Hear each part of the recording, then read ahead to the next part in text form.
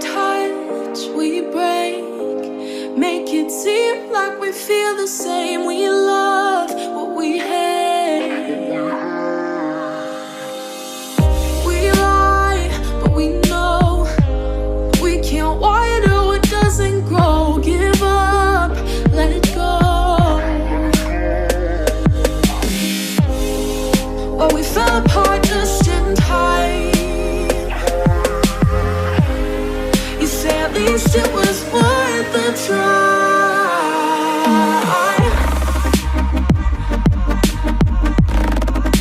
At least it was worth the try. Muy buenos días a Good quienes están morning conectando. to all of you. My name is Tamara Palomo, Chief of AGF BICE Inversiones. This is our third webinar, Engagement, the best route to value creation. First of all, thanks to all of you for being here. BICE Inversiones from 2019, and with the support of ONU, we started with the environmental, social, and corporate, known by the ESG, in our process of analysis and the decision-making of investment and sustainable investment. For these 5 years, we have advances in different areas, integration and funds with ESG strategies, and nearly 70% of we have strategies of ESG integration, among others, and obviously with the idea of having responsible investment. This is the third webinar for ESG investing, and what we want is to find instances for these strategies. So this periscope has been improving. For those who were at the first, we talked about why and then how, and now we continue with the idea to have a practice between sustainable investment, and that is the with the highest impact in creation of financial value. And this is the exercise of the stewardship, and within this, engagement of ESG. In order to have a context for those who are not acquainted, this is a practice consistent on dialogues with the individually with other investments in order to promote best practices and management in this aspect. This is part of our stewardship strategy aimed to create value in the long term and positive impacts of investment. So let's go. Before starting, I have to mention what we had for last year. Obviously, that we remember has the most challenging years for these funds. And as it was highlighted, it was not designed for saving the planet, but obviously we have an impact on engagement of ESG, as known in Spanish as real Relacionamiento Colaborativo, as a key for the contribution to a sustainable growth. And what I mean is that engagement is the practice with the highest impact. It's to have expectations and to adopt best practices and to contribute to creation of the value. And this benefits shareholders of the emissions, and also to increase the standards and to have a positive impact on society. But the questions of this webinar, how we set up this engagement, we try to respond these and other questions. On this webinar, we will learn about a new business strategy with our first guest, where we will have on the second part, the local experts without the speakers. They will be introduced later. In order to enrich the discussion on this second part, you can send your questions from now on to the email you will see on the screen, eventos@bice.co. Before introducing our speakers, one of them will be in English. And I want to say thank you to our speakers for joining us today. It's a pleasure to have you, and to our audience, thank you for attending this webinar. For those of you who just joining us, welcome to today's webinar titled ESG Engagement, the Best Route to Value Creation. We will spend the next hour a little more learning from international and the local experience from our speakers, learning how to set to set up a successful engagement strategy, what elements make a successful engagement case, how to prioritize targets, how to work collaboratively with issuers and other investors to achieve the greatest impact. Now, without further ado, I'm pleased to introduce today's first presenter, Peter Reali. Peter is Managing Director and member of the Responsible Investment Team at Nuveen, the investment management arm of TIAA. Peter's responsibilities include leading Nuveen's stewardship activities to influence companies, issuers, and the broader market to advance ESG best practices. He's a member of the Principles for Responsible Investing, PRI, the Stewardship Advisory Committee. So, Peter, the floor is yours. Thank you so much, Tamara, and thank you to the BICE team for inviting me here today. As Tamara mentioned, I'm going to walk folks through some of the ways in which we think about engagement, in which we pursue engagement, which is really a core component of our overall stewardship program.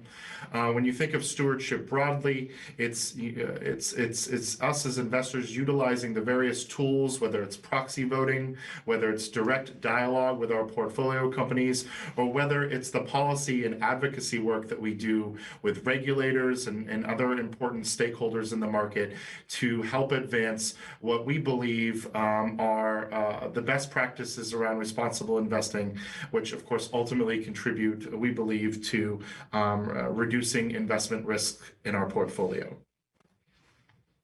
So a few years ago, what we discovered is that it was really important for us to define the framework of what we were trying to achieve through our engagement work.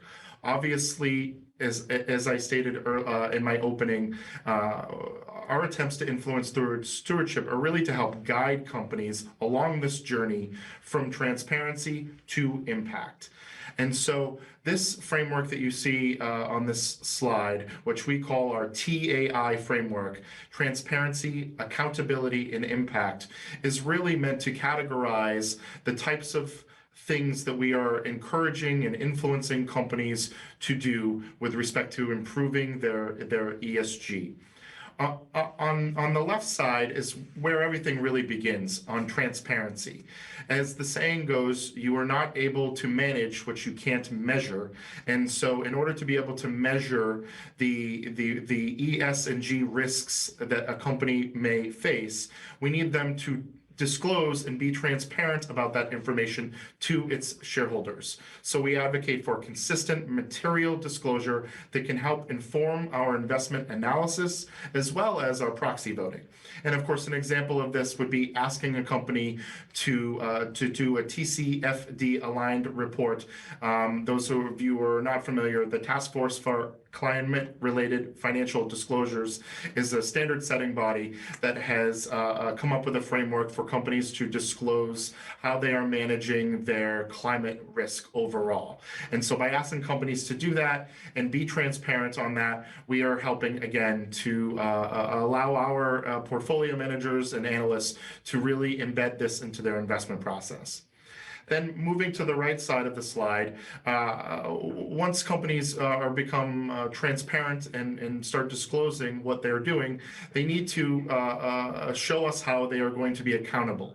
So setting a science-based target or other ESG goal and telling shareholders, this is what we intend to do, this is the time frame that we intend on doing it, is very important in order to get to the right side of the slide, which is really what we're all after, an actual impact. And this isn't impact investing, but rather, the impact that we are having through our engagement. So, if once a company starts to show progress in, for example, lowering their carbon emissions, that's really when you start to see the impact. And we fully recognize that these outcomes in the impact bucket are going to take the longest amount of time.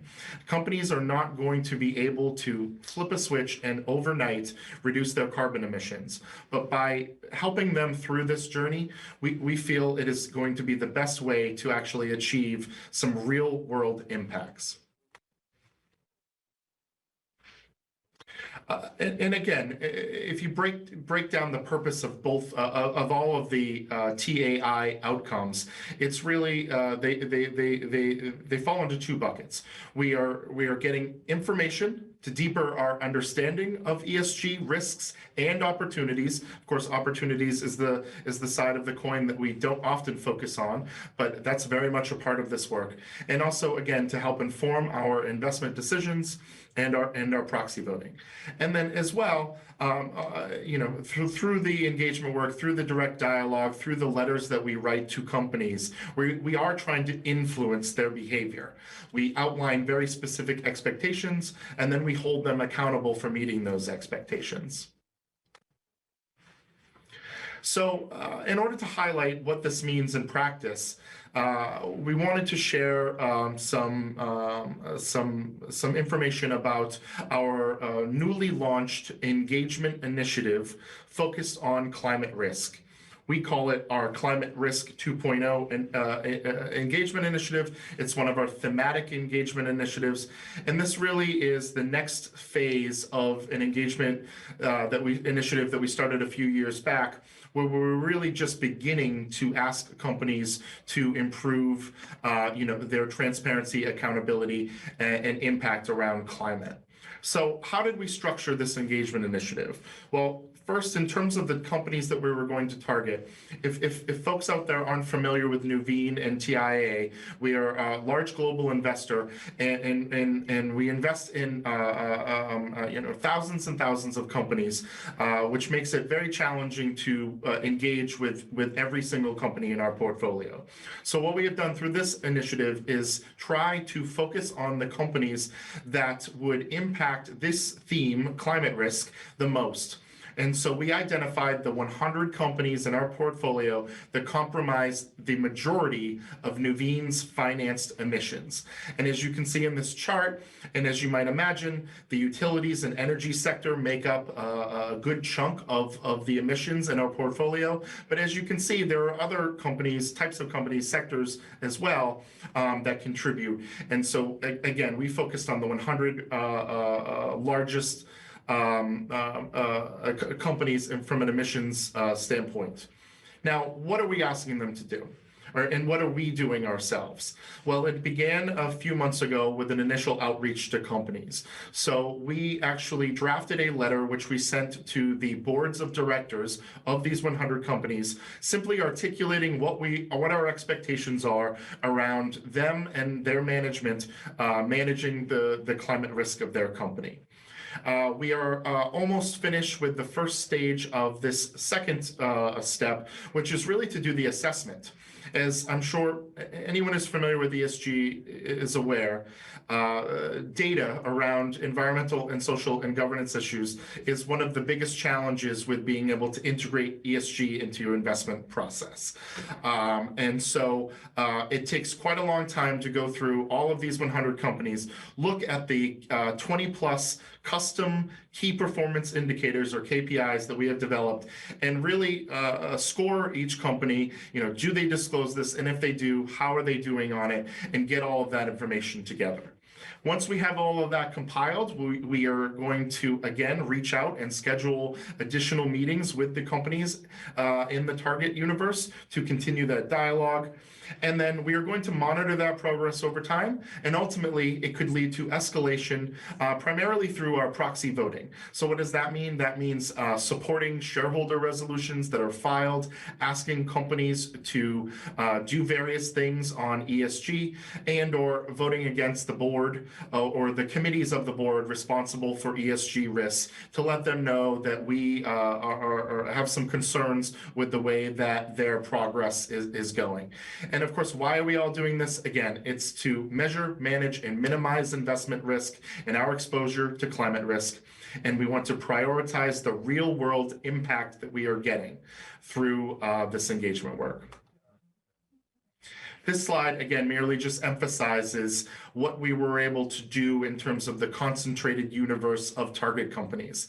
If you look at our portfolio, what we discovered is that the vast majority of our carbon footprint comes from a small amount of companies. So in that sense, it may seem daunting to endeavor on an engagement initiative, just given how many companies there are in a given portfolio. But really, if you're focused on a thematic issue, you can narrow that universe down to a group of companies that is far more manageable.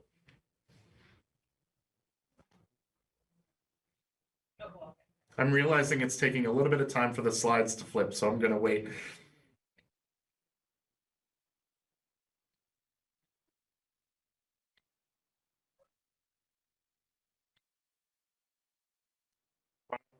I'll get started. The Climate Risk 2.0 initiative is really meant to, again, measure and manage climate risk overall. Now, how are we going to manage measure our success in our engagement work? There's the slide. Again, our custom KPIs, which are informed by third-party frameworks, are segregated into these three categories. So on the transparency front, what are we asking companies to do? We're asking them to improve their risk disclosure overall, for example, through TCFD reporting, which includes a scenario analysis. We're asking them to improve their emissions disclosure, which for us, the gold standard on that front is really a verified emissions report that includes Scope 3. And then lastly, what we are asking for is a better understanding of how the company is using their lobbying, their political activities to influence climate regulation in the US and globally.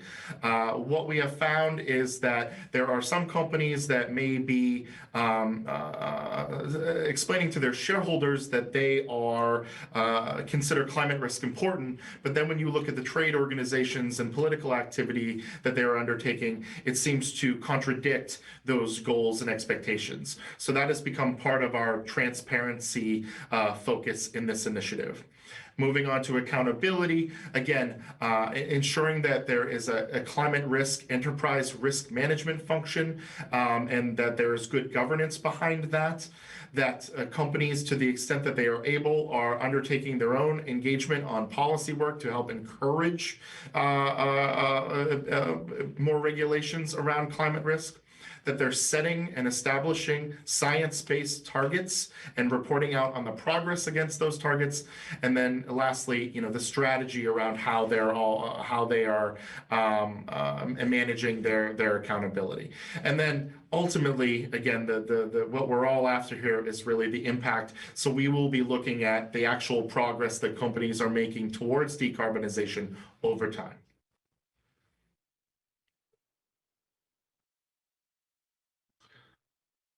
So on the next slide that will hopefully join us very soon, this is where you can get a sense of kind of what our escalation strategy looks like over the short, medium, and long term. We fully understand that it's going to take quite a time to actually see companies decarbonize, for instance. So in the short term, what are our expectations? What will we be doing in terms of our escalation strategy? Well, companies that are complete outliers in terms of their transparency and accountability, we will be targeting them for votes against directors, or potentially even a more aggressive activities such as filing a shareholder resolution and or voting against directors. Now, those types of things only happen under the most extreme circumstances, but again, in the short term, the companies that have really dug their feet in the sand and said, I'm not going to do anything about this, that's where we're going to focus on in the short term in terms of escalation. Over the medium term, for companies who have not moved along the journey to accountability and setting, and letting shareholders know some indication of how they're doing in terms of their decarbonization, we will target them. And then over the long term, again, we fully expect to be embedding this directly into the voting policies in a systematic way, where if we haven't seen progress, we will, towards impact, we will start to vote against directors and or support more shareholder resolutions on the topic.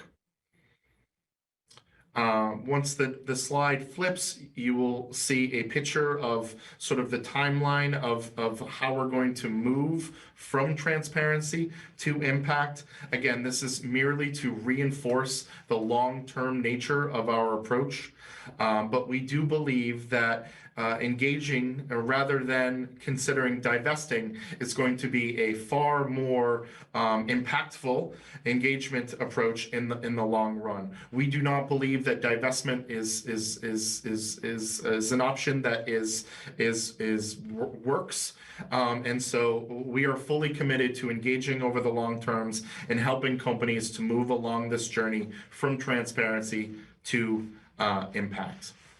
So I'm going to stop there.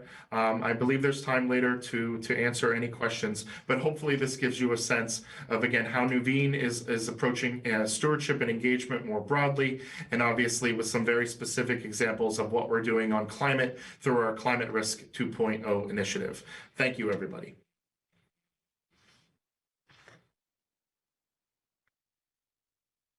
Thank you very much, Peter. I'm sure you all enjoyed this excellent presentation.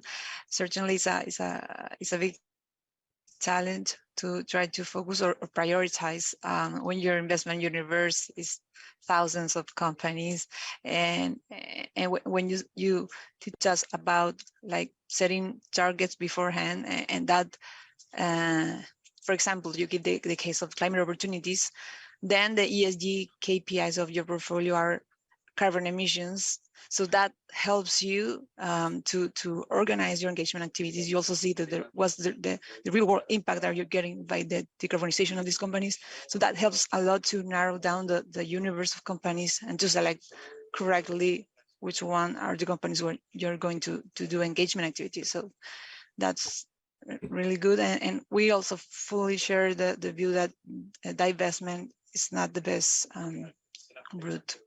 So now moving on to the second part of this webinar, we're about to learn from local experience. We will now start a discussion panel in which I will be asking questions to our three guests, Peter, and our two local exponents. The first one is Carmen Concha. She's head of alternative strategies and research at AFP Provida, one of the largest pension managers in Chile. And Mabel Weber, head of Latin American equities and lead portfolio manager from organization BICE Inversiones.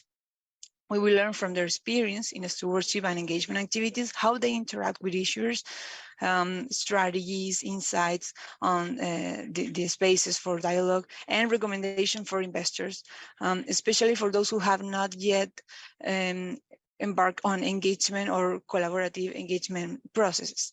So, okay, we are going now with our first question. Our first question goes to our three speakers. What were the initial motivations for engagement activities in your organization? I don't know who wants to go first. Maybe Carmen? Okay, sure. Perfect. Thank you. So, well, in first place, well, hi to everyone. In first place, we also share the view that engagement is more effective than exclusions. In the case of exclusions or divestment, the company, you just stop working with the company and the company won't make any change. And maybe there are some other investors that can even find an opportunity as buying something cheap. So there won't be real changes. Whereas in the engagement, you work with the companies. You also focus the efforts of the company. So it's a great tool to really achieve something meaningful. Also, as PRI signatories, we've signed PRI also in 2019. And as such, we are committed to be active owners and to promote the principles of responsible investments So it's part of our commitments. But also, we are one of the largest institutional investors in Chile, as Tamara mentioned. So, well, even when our main mandate is to obtain the best results for our affiliates, we also have an important role in the local market. And we believe this role is that we can make a contribution by leading by the example in the local community, in the responsible investment efforts, and also using our leverage as one of the largest shareholders, that are controlling shareholders, with the companies to start these conversations and to join other investors to really achieve the changes we need to improve finally our community. Perfect. Thank you, Carmen. Now, Mabel, would you like to? Hi all. Thank you for joining us today in this webinar. As Tamara mentioned, here in BICE Inversiones, we are true believers that engagement is a virtuous cycle. When you work collaboratively and practice along with companies to manage this risk, creates long-term value, and that makes value to all stakeholders, and that elevate the standards on all the market. When we first started with the as PRI signatories, we usually gave feedback to the companies, and we realized companies needed feedback and valued this feedback. And so part of our integration process, we noticed that we need to do a little bit more and to try to not only give this feedback, then to work with them along and make commitments, and this will help all the stakeholders as well. So we are, as an active owner, as a passive owner, we have not a big size as a pension fund, but still we believe that all we can make an impact working with the companies, because there's only a few in the local area working with them. I don't know, Peter, what you will add to this. Well, I agree with everything that you all just said. In particular, Carmen, your points about what the unintended consequences are for a divestment or exclusion. But TIAA's roots around engagement actually go back to 1970.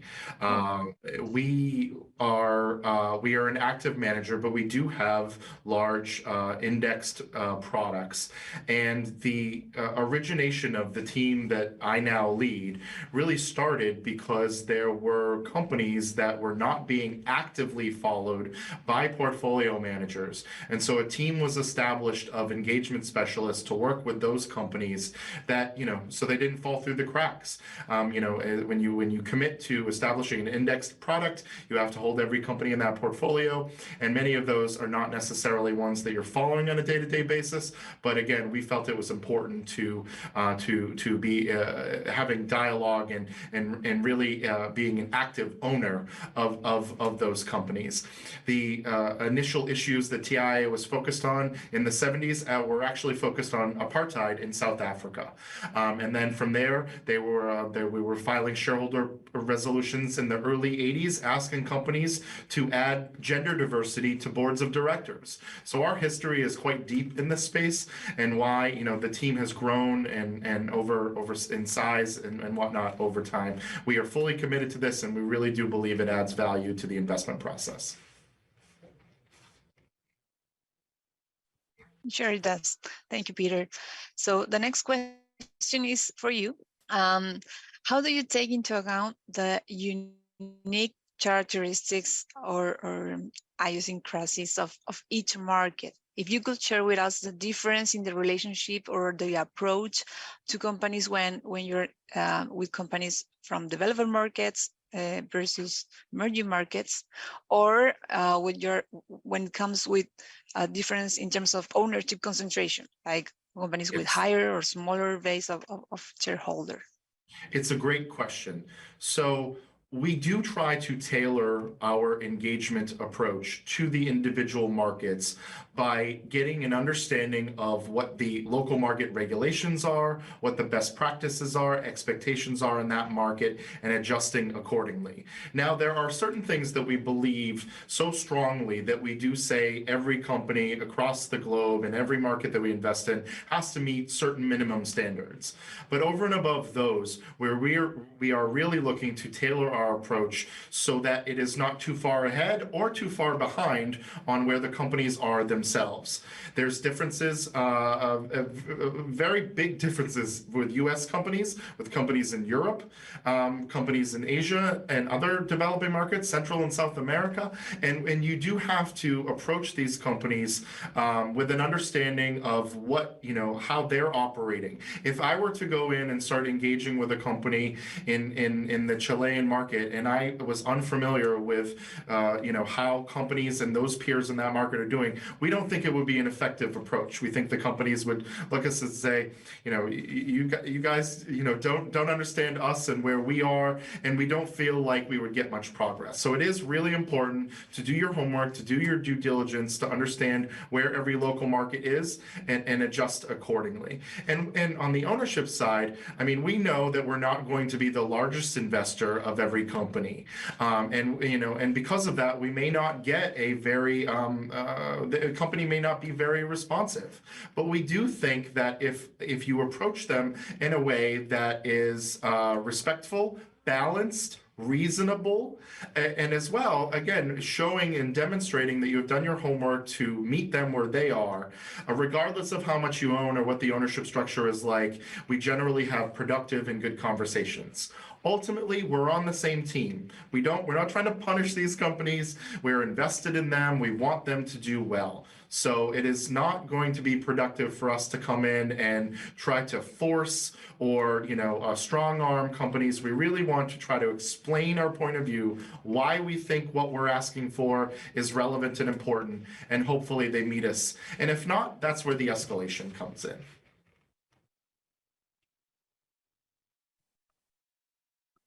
Very clear. Thank you, Peter. It's very interesting.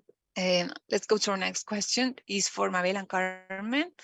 How do you approach your first meeting with management? How to have a successful first meeting? And how have you perceived the response or reaction? Who wants to maybe now, Mabel? I will go first. Thank you. Okay.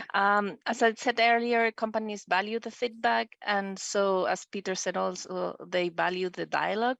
When you try to work with them as partners and not share road, they will be more reasonable to listen to your demands, and they're not like demands that we are going to invest if this not happening. Is that we are doing like this free consultation to you and try to work with you to make this better. So when we started this process around 2020, we started like shy. Will companies try to work with us? Will like to work with us? And they were really, really responsive to this. Some of them we will need to explain what an engagement was and what were the consequences, because they will say like, what happened if I can manage to do this timely or to do this as the way you wanted, but then they were, I think, a really good response. We had worked with many companies, some with giving information engagements, and some are working as collective engagements. But I think after overall the process have been really smooth, and they are eager to participate and to work alongside other investors and to give better information as well. For us, you need to answer also which company you will do an engagement, and that matters if what size you are in the owner, what a specific issue you will like to address, and if you can have some impact in this issue.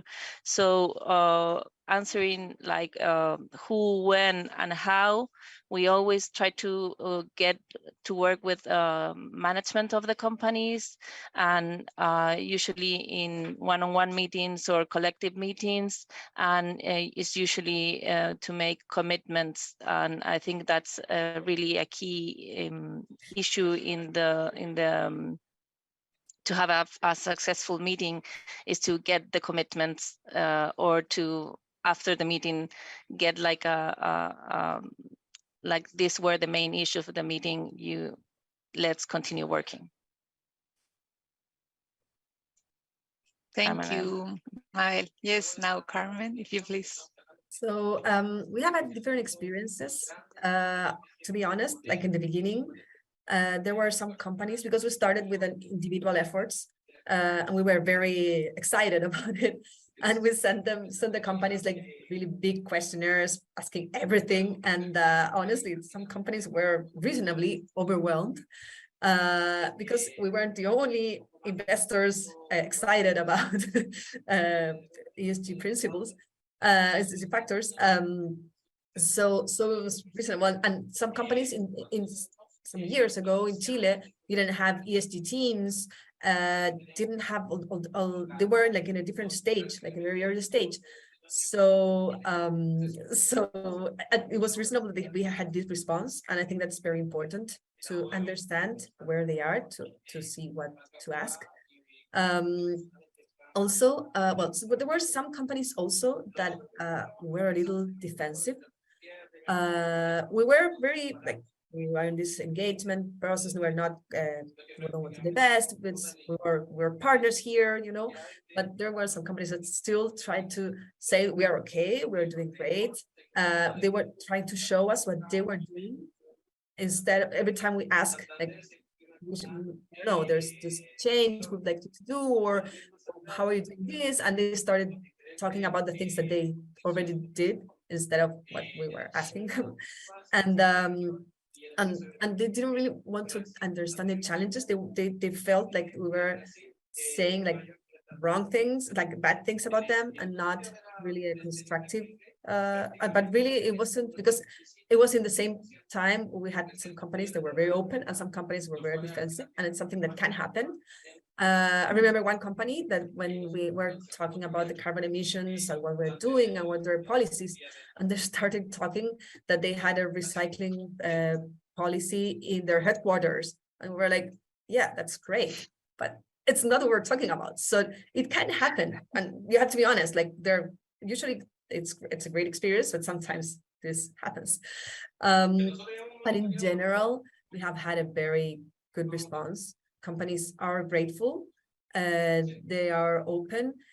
In our case, that we have a lot of international investments too. They want to learn about our experience abroad. So in general, it's very, it's a good experience.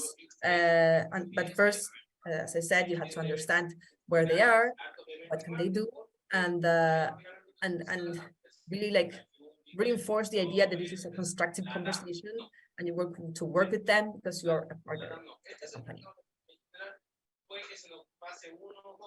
Perfect. Thank you, Carmen. So I have another question for Mabel and Carmen. Peter, we will come back to you, but just this is about your ESG engagement journey, because Peter already told us, but maybe Carmen, if you can start, can you describe your ESG engagement journey?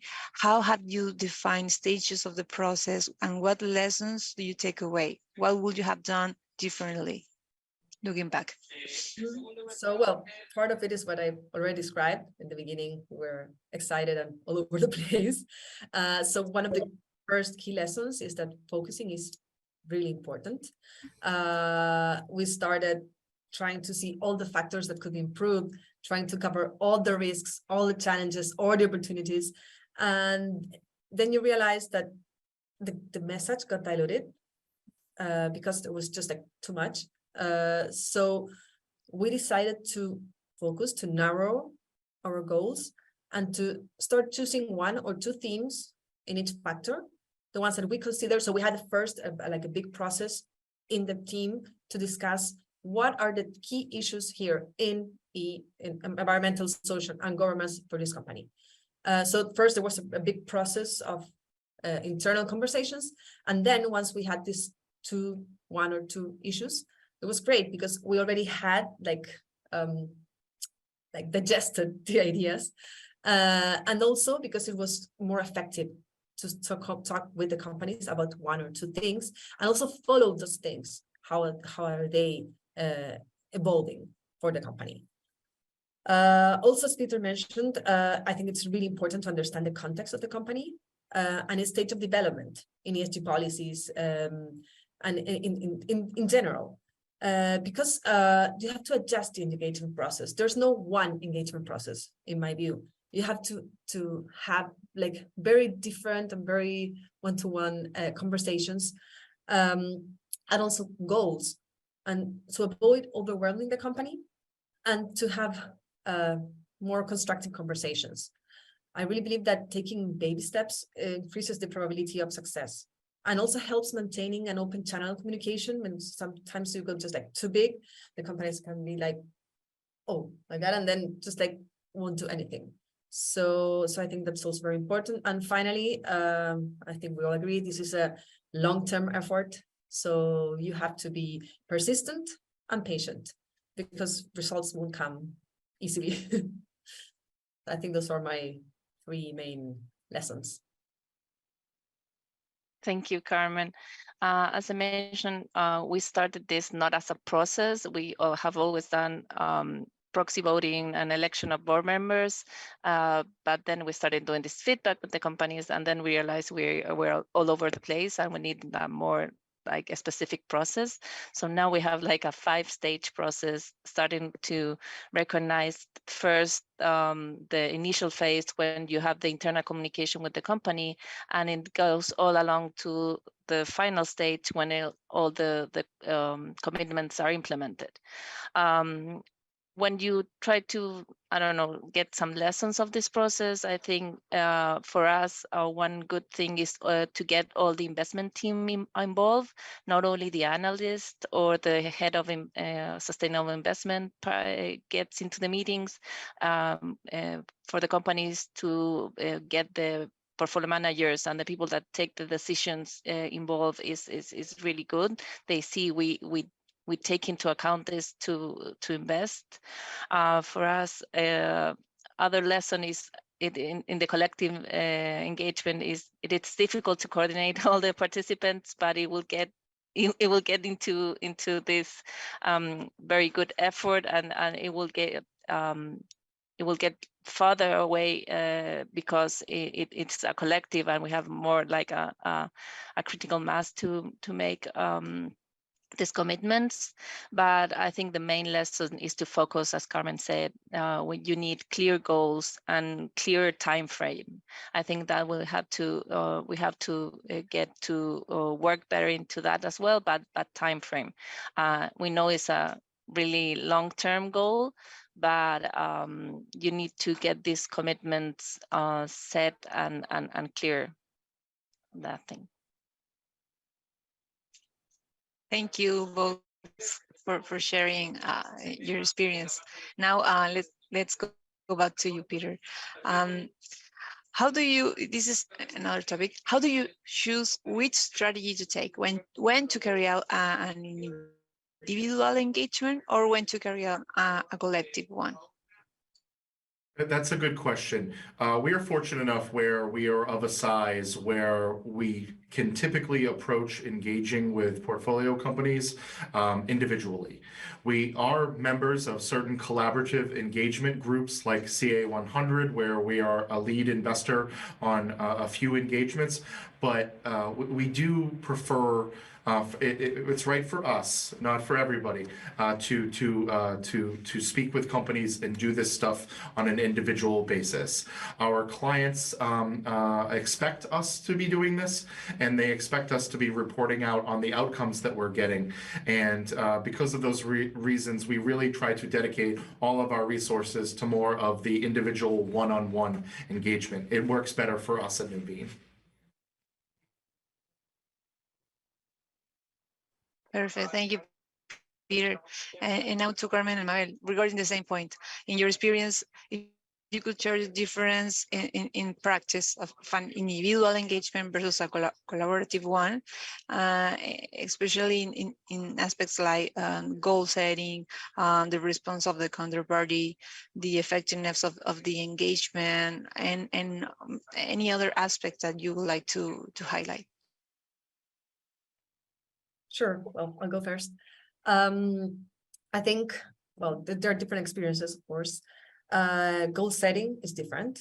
In a collaborative engagement, you have to take into account different styles, different approaches, maybe different accents in each factor. So it takes more time, as Mabel mentioned before, and there are a lot of iterations. It's really hard to coordinate even the dates of internal coordination and with the companies, so it adds some complication. But at the same time, it's an interesting process because you learn from other investors. You see what they are aware of or what are their concerns. Also, you challenge your ideas. So I think in that sense, it's very positive. Also for the companies, it's more comfortable, I can say, because it's one conversation and not many. So sometimes they are more happy with this kind of efforts. But I really think that both kind of engagements are really important and serve different purposes. So in individual engagement, I think it's really important to have an open conversation that is continuous with the company, because it's more fluid, right? It's compared to collaborative engagement when you have to have this like very, I don't know, like formal, like specific coordination and dates, meetings. So in this case, it's more like day-to-day engagement.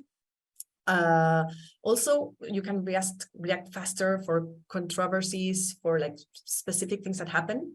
So not for a process, but for things that arise. I think it's important to have an individual engagement and the channel that is open to react fast with the companies. On the other hand, I think, at least in Chile, that maybe companies are not as familiar as in some international companies of these processes, and maybe are not always, especially for large companies, that maybe they don't like sometimes to have people outside saying, oh, we want you to do this or this. I think it's more powerful when you have a big community of investors asking them for, I know, some reporting standards or that kind of changes that, of course, will have more weight for them to really introduce the changes. So I think, as I said, both have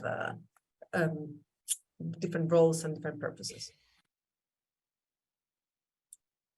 Yeah, I agree with that. I think we will continue to do both because of size and I don't know, openness of the companies. We believe that collective engagements are really an efficient tool, because they make the company realize what the most important matters are for all the market.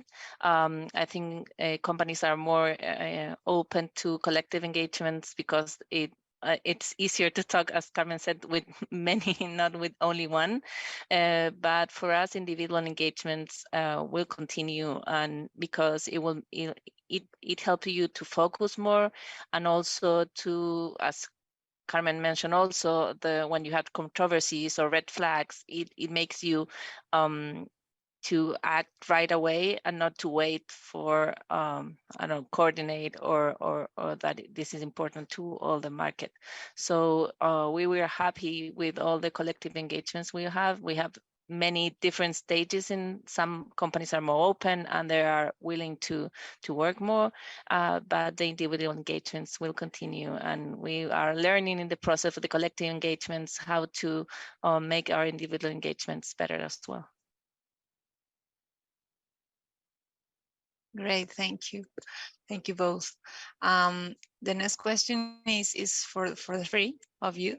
And this is like a main thing, like in PRI in person, it was one of the main topics that they discuss a lot, and how to, it has to do with closing a successful engagement, how to close a successful engagement and end the process. Will you take a time frame? Do you consider deadlines or level of commitments? What factors should be considered in order to ensure a successful closing? Do you want me to go first? You're the more advanced. Sure. Please. Sure. So as my co-panelists have both stated, you know, this is a long-term commitment. You know, we are measuring the progress of our engagements over time. And so, you know, while we may be able to record, and I want to emphasize how challenging this is, because you really do have to go through, you know, and look at the progress of each of your engagements and actually record and to be able to report out on your outcomes. It's not as if a company will call you up and say, I did what you asked me to, consider the engagement closed. It's really, the onus is on you to do the research and to go through and look at the filings and other sustainability reports or whatever it is to really understand what progress they've made. So it takes a lot of time. But again, for us, because we are focused on these three buckets of transparency, accountability, and impact, and we expect companies to progress over time, we're not done until we get the impact that we want. Now, we may get some wins in the short term with improvements in transparency or goal setting through you know, an accountability and whatnot, but ultimately, you know, some of these things, especially around climate risk or even, you know, diversity and inclusion efforts at companies, these are going to be, you know, very long-term goals. So you know, we're not to say we're going to be perpetually engaging on every issue, but certainly you know, it's going to take you know, quite a while for the entire engagement to really be fully closed. That's why you have to record the wins and the outcomes along the way to show to your clients that you're making progress. But again, maintaining that long-term commitment is ultimately the most important.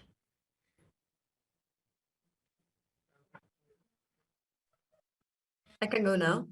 Yeah, I also prefer to consider levels of commitment, because each process has its own timings, its own issues. Also, the companies are in different stages, so there's no one limit of time for me. But in some cases, when things are not moving, maybe a reasonable time limit is good, as a sign for the company to say, I'm not going to be forever with you. And also to make a better use of your team's time, because you can be like, no, eternally in these meetings that are not going anywhere. So I think for me, it's the most important is to understand the rhythm, if the process is moving or if it's getting slower, and how effective the process currently is. Because in some cases, you see the companies responding, moving forward, like, I don't know, like engaging with things that you are talking about.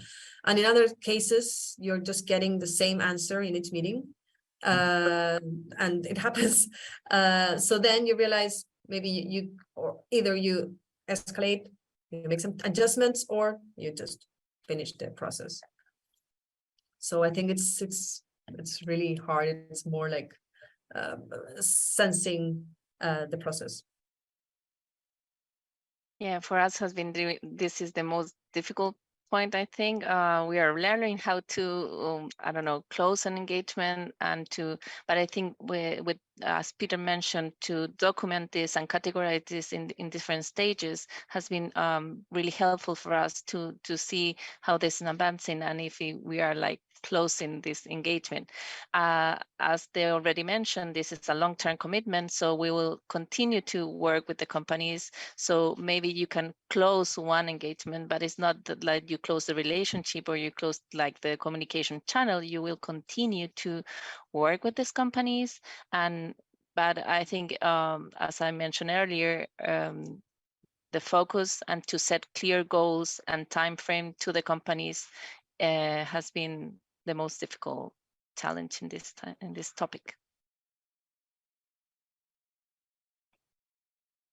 Thank you, everyone. As we are running out of time, 5 minutes left, before 10. So I'm going to ask you the last question, and this is more about our local market. So this goes for Carmen and Mabel. How can we promote more engagement activities in our market, and also open more opportunities, more instances for collaborative engagements? What proposals would you suggest to achieve this? Carmen, maybe you can go first. Sure. Well, in first place, I think activities like this webinar are a very valuable instance. Really, some investors are not familiar with engagement or don't know that these kind of efforts are being carried out in our local market. So I think it's a really very good way of increasing awareness of this tool that we have as investors. And also I think it's very important to have discussions, just conversation with other investors. I know when you go to different I don't know, even with meetings with the companies or I don't know, any kind of activities, or even just like calling, you can find other institutional investors that have the same interests in the responsible investment field. Some investors that are ahead of you, so you can learn from them or join them in their efforts.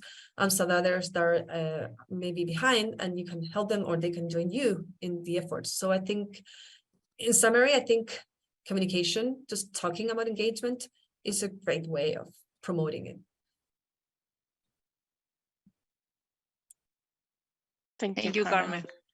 I think, well, to encourage, to promote, we will continue to work with the PRI signatories in the local community and in LATAM community to try to expose this topic and continue to learn from others. For us, it's really a good experience to learn. For other markets are more developed and have been doing this since the 70s. We only been doing this for a few years, and we are changing the way for more, I don't know, first we elected the board members, and now we are doing this more dialogue with the companies. But I think for us, and it's a challenge today, is to get more information there, to publish more information. We will still don't have all these I don't know, reports on outcomes, and this will give all the community and our clients the sense that we are making these engagements and they're making this happen. And with this, there's a good example. We just seen Nuveen's 2021 and 2022 annual stewardship report, and that has made us realize there is a really good example that of things we can do in the future, where you can not only put like statistics of what you have done in this past year or this period, but also as examples that can make our clients realize that we're working with real companies and we're making real efforts and commitments and achieving maybe in the long-term impact. So yes, I think to publish a little bit more and have more information will be really good for the market, and to realize we are doing these things. Yes, totally agree. Information, communication, and learning from others. I don't know, Peter, if you would like to add any recommendation for us, for us as Chilean investors for our market. I mean, I could not add to what my fellow panelists have said. I think they are spot on in terms of their the ways that they are endeavoring to encourage more engagement in the local market. I encourage everyone to take a page from their book and the approach and style, and if you're committed to this for the long term, you know, I think it will work itself out. But you know, and being part part of that global community. I was smiling the whole time that they were talking because it's really a shared experience, both the good and the bad, in terms of company response and kind of, the different experiences that we have through collaborative engagement and the challenges there. So these experiences are universal. It's not unique to Nuveen or to anyone else. And so, it's really important to use your connections and networks in your markets, talk to your peers and your colleagues at other investors, and try to learn from each other. I'm honored to hear someone values our stewardship report. We really worked hard on that, and we, like everyone else, are reading what everyone else does to try to take the best ideas from them as well. So I really appreciate the community of people who do ESG engagement. Everyone is extremely collaborative, and in that sense, it's a great community. So thank you, everybody. No, thank you, Peter. Thank you, Carmen and Mabel. Sure, you bring a lot of talent to our local market in order to make real progress in engagement activities and stewardship and sustainable investing in general. So we conclude our today's webinar. I would like to thank you, the audience, also for taking the time, and well, now I'm going to switch to Spanish. Esperamos encontrarnos muy pronto. Muchas gracias a todos por participar. So thank you very much for participating. We are going to tell you more about our next event, where we are aiming to promote these inversiones, investments in Chile and Latin America. So I hope you have a nice day, and thank you very much to all of you.